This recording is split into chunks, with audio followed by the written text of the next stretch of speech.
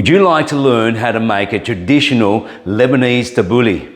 Come along with me and I'll show you how to make it quick and easy. Let's go.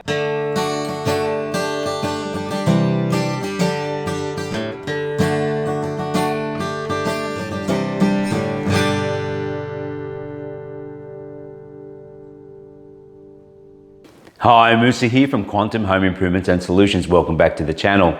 So today I'm going to be making a traditional Lebanese tabouli.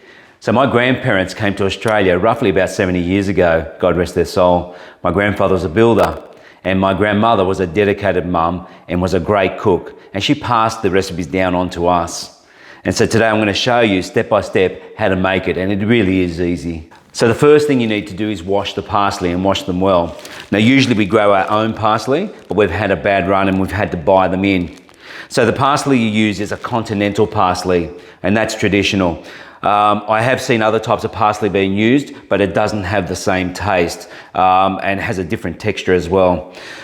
Now I have also written this recipe down and I will be putting it in the descriptions column below.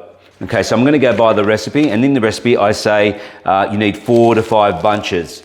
Now I'm going to make a little bit more than that only because I've got a function on. So 4 to 5 would make you a good size salad depending on the bunch itself. So the first thing I'm going to do is wash these parsley leaves.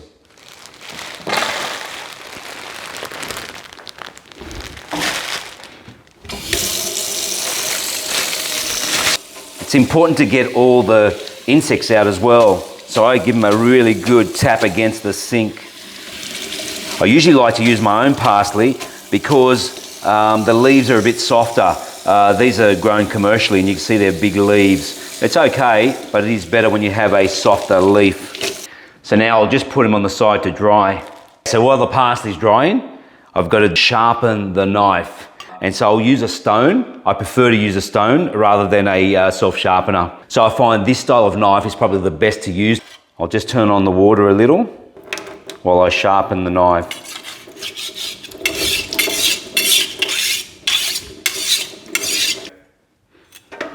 Pretty sharp. Grab a chopping board. I do like to use timber. Beautiful ripe tomatoes. Okay, they've already been washed. Now, I tend to cut them just in half. Then I cut out the blemishes and also the stems. Chop them up into about a 5mm thickness. Remember, when using a sharp knife, bend your fingers in so you're not going to cut your fingers. Very, very important. Again, just making them about 5mm in width. Okay, so the reason we make them nice and small is because it distributes the taste of the tabouli more evenly. And you'll see when I cut the parsley, that also is cut very fine. When you have a big leaf parsley, it really doesn't bring out the full taste. And traditionally, it's cut very, very fine.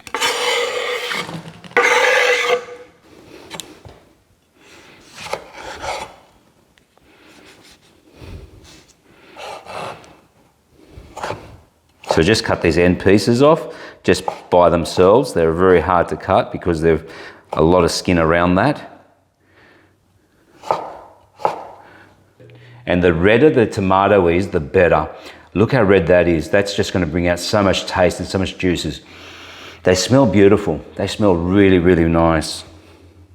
Now, you don't need to be too picky with your tomato, which ones you choose. You can use a variety of different type of tomatoes. I don't specifically use one type. Mind you, I do make sure that they are ripe. Now you do get a bit of white section of the tomato. If it's really white, I'd take it out, but that is acceptable. Okay, so there's a bit of a blemish here. I would take that one out, and there's another one there. So anything that looks a bit whitish, I do take out. Okay, so you can see a blemish just there. That definitely I would take out.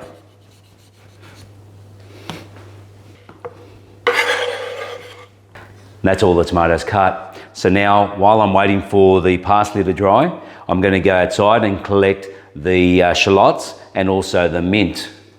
Okay, so this is the garden. It's a little bit overgrown. I haven't been able to maintain it with all the things going on. So I'm just going to take the tops of the shallots. All right, so I'll grab the fresh mint as well. So we do dry these mint. Mint grows very wild, and we dry it and then we use it as a herb.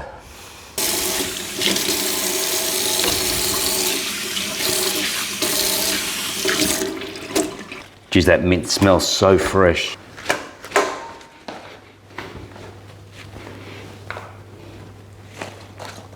Okay, so while they're drying, I'm gonna put in the bulghur. So basically I'm just gonna get half a cup. Too much bulghur is not good, by the way. It will expand like twice, 3 times its size. So half a cup is plenty, and you might not even use all that.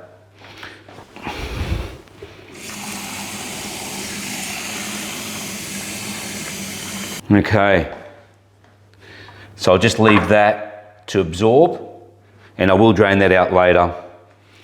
All right, so the next thing to do now is to gather the parsley.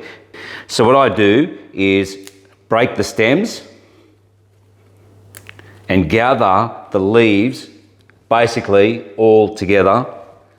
So I place them in my hand and break them at the same point. Keep putting them just on top of each other. And if there's too much stem in a leaf, I will take that stem out and bring it down, because I really don't want to taste a whole heap of stem. So as you can see, the stems are quite thick and really not going to be good for a nice salad. So you take those thick stems out, take all of them out, just take them and meet all the parsley together. So the bunch itself, only make it as big as you think you can hold so you can cut it. So if there are any yellow leaves, I do not put them into the salad. It's not worth it. It really is not going to be a good tasting parsley. And it really doesn't present well either. I mean, presentation really is a big thing in cooking, I think. You can see that blemish there just on the leaf. I will definitely take that out. So just rip it off. Okay, so that's looking pretty good. That's about as big as I want to go. I can handle that quite easily. I'll just push that down a little bit. So first I'll place the parsley on the chopping board. I'll go as low as I physically can, take out the majority of the stems, so that's all rubbish. And you then cut it very fine.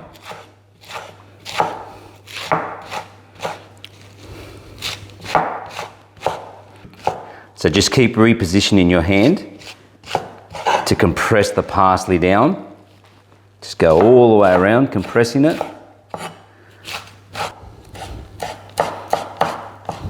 Okay, and then also I cut across this side as well. Done. So the recipe shows 3 to 4 tomatoes and 4 to 5 bunches of parsley. It depends on the volume they've got and the size of the tomatoes, how that's going to work. Now the last bit of cutting is the shallots and also of the mint. So with the shallots, I've got roughly around about 15 stems of the leaf. So again, they need to be cut very, very fine as well.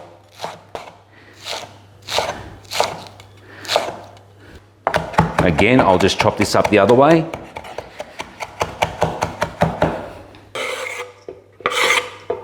Now with the mint, you don't need too much, but I personally prefer a lot.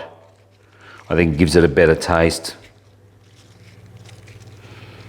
You can use dried mint as a herb, but personally I like to use fresh mint. In wintertime, that's not an option. From our garden, we collect them and we dry them for the winter months. So once again, just cut it very, very fine.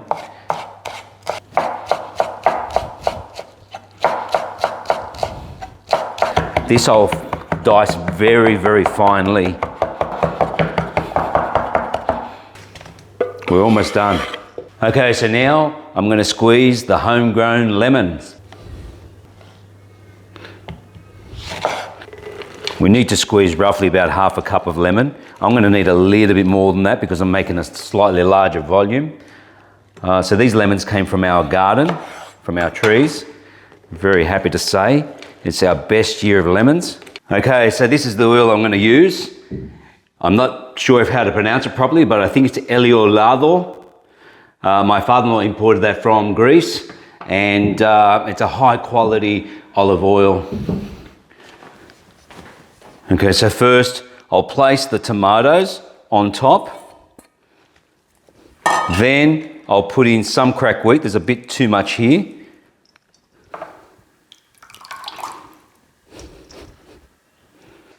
Half a teaspoon of salt. Put some pepper. Now I'm a bit liberal with pepper actually. I don't mind it. So I place it only on one side because I'm going to put black pepper first, ground pepper. So I'm using Mackenzie's black pepper and it's ground. And then I'm going to use Mackenzie's white pepper ground. I just put a little bit. Too much white pepper is not good. It changes the taste too much. That's a nice looking oil too. Look at that. Beautiful olive oil.